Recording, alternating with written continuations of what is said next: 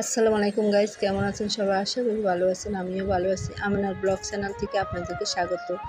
তো আজকে আমি আপনাদের সাথে দুটো কথা বলতে চাই। সর্বপ্রথম সকালবেলা উঠে আমরা যেহেতু মুসলমান, নামাজ পড়বেন।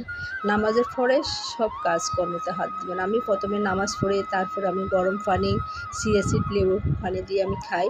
খাওয়ার পরে আমি হালকা নাস্তা করি। কারণ আমি খেয়াল রাখতে হবে, আমি বেশি খাইলে কিন্তু আমার হায়াত তাড়াতাড়ি শেষ হয়ে যাবে। আল্লাহ আমার রিজিকে যতটুকু রাখছে ততটুকু তো খেতে হবে। তাই আমরা সবাই শরীরের দিকে খেয়াল রাখতে হবে, সচেতন থাকতে হবে। খাওয়া দাওয়া পরিমাণের বেশি খাবো না, বেশি খাইলে কিন্তু আমরা বেশি দিন বাঁচবো না। তারপর আমি রান্নাবান্না শুরু করলাম।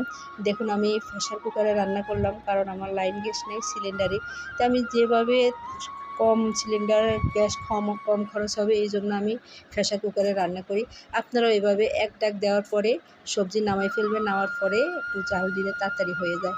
আমি এভাবে রান্না করি প্রেশার কুকারে, আমার গ্যাস তাড়াতাড়ি যেন শেষ না হয়।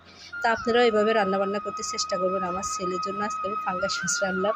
আমার ছেলে কিন্তু ফাঙ্গাস মাছ খুবই পছন্দ করে। আর আমি ছোটো জাটকা ইলিশ দিয়ে, কাঁকরোল দিয়ে, আলু দিয়ে রান্না করলাম। মাছগুলো নিয়ে নিলাম, এতে অনেক কাটা, তাই মাছগুলো নিয়ে পরে দিয়ে দিলাম। তো ভালো থাকবেন সবাই, আমার জন্য দোয়া করবেন। আমার একটু জ্বর, আমার জন্য দোয়া করবেন। আপনারাও ভালো থাকেন। আল্লাহ হাফেজ। আসসালামু আলাইকুম।